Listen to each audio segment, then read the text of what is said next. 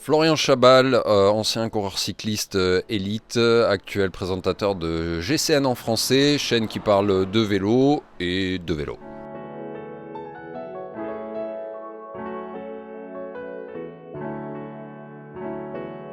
Oui, j'ai commencé sur la piste, sur le vélodrome. Donc déjà, c'est une chance parce que tout le monde n'a pas la chance d'avoir un vélodrome à côté de chez soi. Et moi, j'ai grandi à moins de 10 km du vélodrome de Foix. Donc c'est comme ça que je suis monté sur un vélo. Et ce week-end, je vais avoir l'occasion de participer à mes premiers championnats de France sur piste, qui reste une grande frustration de ma modeste carrière parce que en amateur, j'ai jamais eu l'occasion d'y participer. Ce week-end auront lieu les championnats de France Master des vieux comme moi.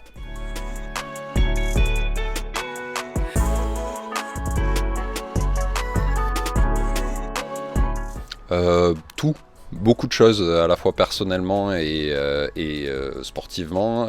C'était et ça reste une structure magnifique, un sport-études qui nous donnait l'occasion et des moyens énormes de pratiquer notre passion et notre sport. On avait des horaires aménagés, donc maximum 4 heures de cours par jour. On avait toute une infrastructure avec des kinés, des médecins qui nous permettaient d'être dans les meilleures conditions pour se développer en tant qu'athlète.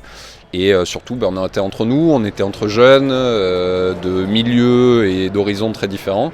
Et du coup, humainement, ça m'a apporté aussi énormément parce que moi, je venais de Foix, ma campagne, comme je te l'ai dit. Et du coup, ça m'a permis de rencontrer des gens très différents, comme Blel, qui est devenu un ami, comme tu l'as dit, Nico Portal, qui était un peu le grand frère de toute cette génération, qui nous inspirait beaucoup à l'époque, et puis comme d'autres, des plus jeunes qui restent aujourd'hui encore des amis, comme Romain Sicard, Léo Mainville aussi, voilà, plein de gens d'horizons différents qui du coup m'ont beaucoup enrichi humainement.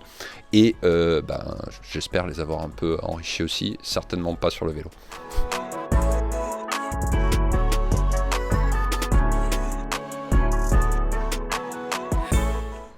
Top. Pour remettre dans le contexte, quand je signe au GSC Blagnac, c'était une grande fierté à l'époque parce que ils étaient champions de France de D1 Espoir sortant en titre. En gros, à l'époque, David Escudé me dit j'ai une place l'année prochaine pour un Espoir 1. Donc quand tu es champion de France en titre, en général, tout le monde veut te rejoindre. C'est le moment où tu es sur le haut de la vague. Et du coup, les places sont chères. Et j'ai eu la chance à l'époque qu'ils me choisissent moi. Donc c'était un grand honneur, même si c'est vrai que j'avais fait une saison Junior 2 qui était très conséquente, j'avais eu un beau palmarès, j'avais gagné 2 élites nationales, j'avais été régulièrement en équipe de France tout au long de la saison,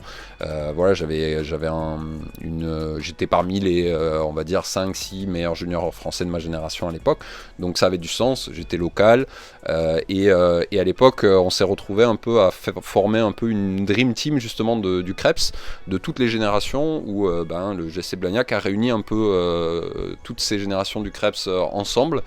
Ça a très bien marché d'un point de vue humain, mais peut-être qu'on a un peu trop fait les cons justement parce qu'on s'entendait trop bien, et d'un point de vue sportif ça n'a pas aussi bien marché qu'on aurait pu l'espérer dès le début.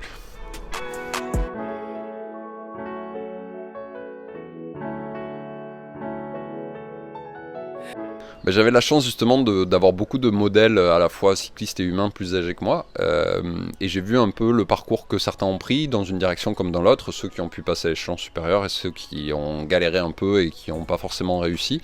Et en fait j'ai eu la chance d'apprendre avec eux et de gagner quelques années sur ce qui aurait pu potentiellement être mon futur. Je me suis vite rendu compte que j'étais un bon élite.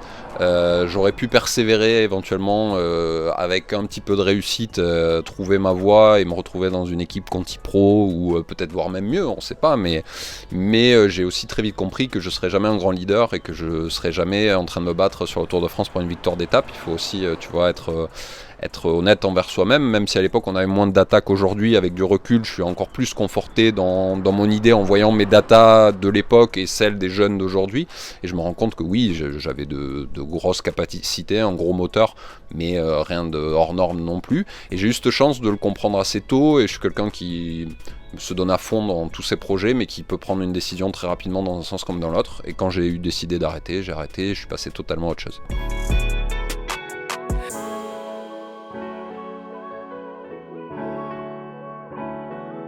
Alors ça s'est pas fait du jour au lendemain, ça a été long, j'ai mis longtemps j'ai pas faire le deuil, c'est moche parce que ça sous-entendrait que je suis parti avec des regrets dans le vélo et c'était pas trop le cas. Mais j'avais vraiment besoin d'une grosse coupure avec le monde du vélo. D'ailleurs, pendant 5 ans, j'ai pas touché à une bécane. J'ai beaucoup voyagé, j'ai poursuivi mes études, j'ai commencé à travailler.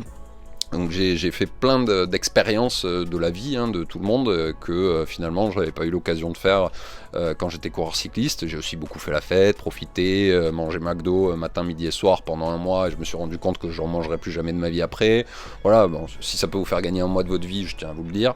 Voilà, donc j'ai expérimenté beaucoup de choses, j'ai vécu ma vie tout simplement.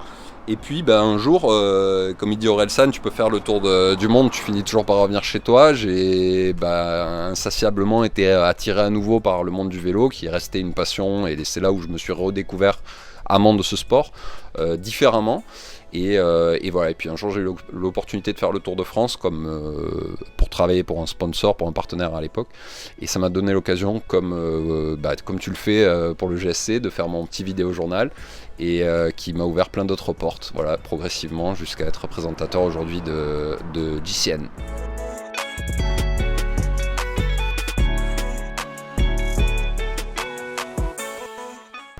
Bien, en fait, j'avais un attrait pour la vidéo à l'époque. J'étais dans une asso qui s'appelle Kino Session et qui existe encore, donc je les salue, qui du coup faisait la promotion de courts-métrages amateurs et mettait en relation à la fois comédiens, scénaristes, caméramans, etc. et qui partageait beaucoup d'expériences.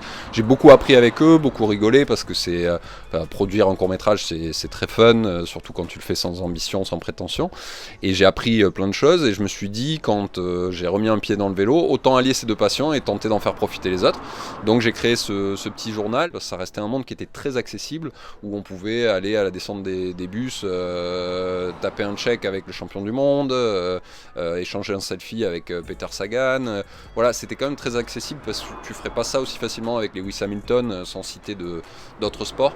Et ça reflétait pas assez ce côté-là fun. Je trouvais que ça restait une image très conservatrice. Le vélo, c'est un sport de vieux, tu t'endors devant la télé. Alors que vu de l'intérieur, le Tour de France, c'est super cool. C'est vraiment fun, tu te marres, tu fais les soirées caravanes, voilà. Et ça, c'était pas retranscrit. Donc l'idée, c'était vraiment de montrer que c'était un sport fun aussi.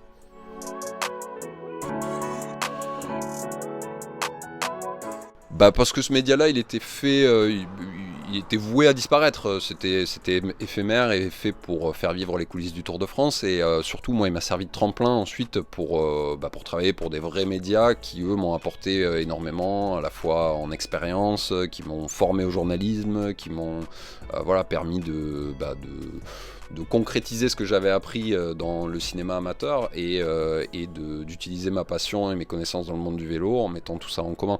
Donc oui, ce média-là, j'aurais pu le continuer en parallèle, mais ça avait beaucoup moins de sens. J'ai préféré me concentrer et concentrer mes compétences sur les gens qui m'employaient à l'époque pour des médias beaucoup plus sérieux.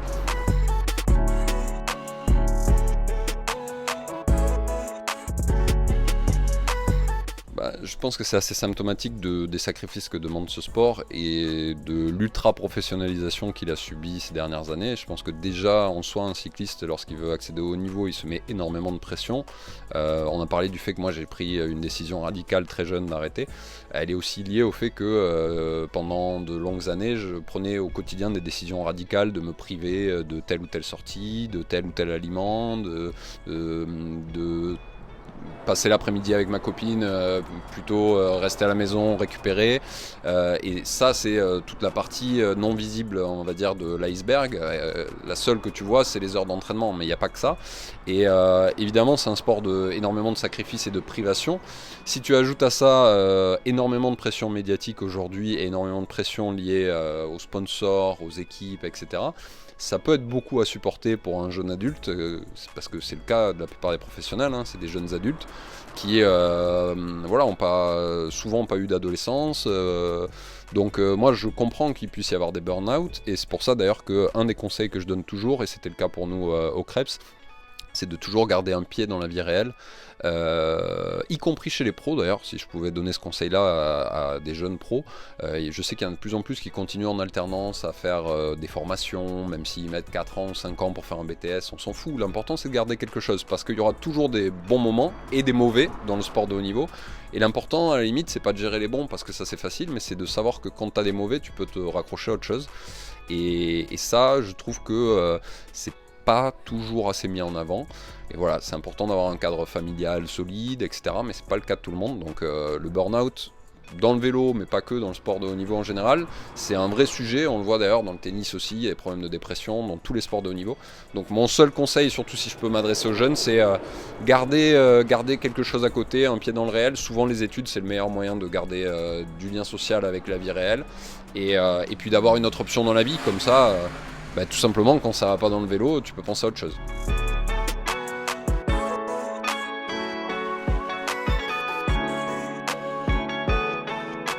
Je trouve que le cyclisme en général aujourd'hui, il a encore un énorme potentiel. On a énormément de disciplines qui se développent. On a vu le retour un peu en grâce du cyclocross grâce à des phénomènes comme Van der Poel, Van Aert, Pidcock. On voit que le VTT est de plus en plus médiatisé, ça se structure un petit peu. D'ailleurs, c'est Eurosport qui récupère les droits avec Discovery et donc GCN. Donc il y a une vraie communauté qui se crée. Je trouve qu'avant, il y avait un peu chacun dans son petit coin, sa petite famille, et ça manquait un peu de lien dans tout ça, toutes les disciplines du vélo. Alors c'est vrai que chacun a un peu son influence, mais moi je trouve qu'il y a vraiment un point commun et des points communs à mettre en avant. Et aujourd'hui on a des athlètes qui le font, et je pense qu'on peut aller encore plus loin dans tout ça. Et moi je pense que dans l'avenir, ça va aller encore plus loin. Et moi ça juste le fait d'y penser, ça m'excite pas mal.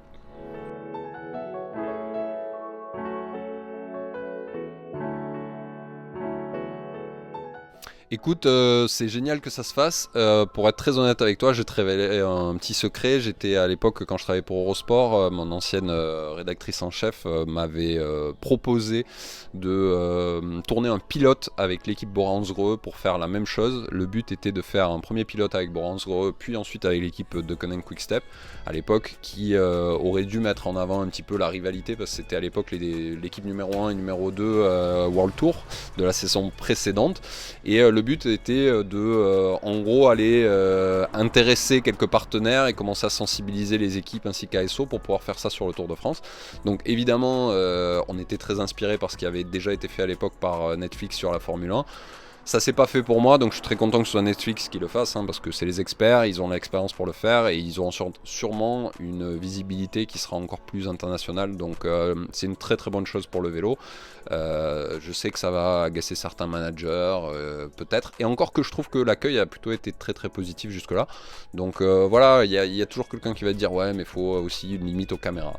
C'est vrai, mais aussi il faut vivre avec son temps, et aujourd'hui, c'est ce que les gens ont envie de voir, ils ont envie de vivre les choses de l'intérieur, et je pense que Netflix est assez fort pour le faire vivre de cette façon.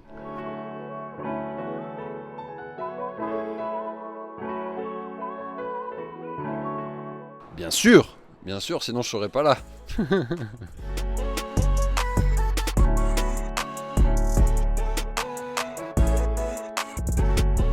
Bah écoute, que la chaîne continue à bien se développer, c'est le cas, qu'on continue à convertir et évangéliser le plus de nouveaux cyclistes possible, tout en faisant marrer ceux qui sont déjà passionnés et audience régulière de la chaîne. Et voilà, et puis prendre du plaisir sur un vélo.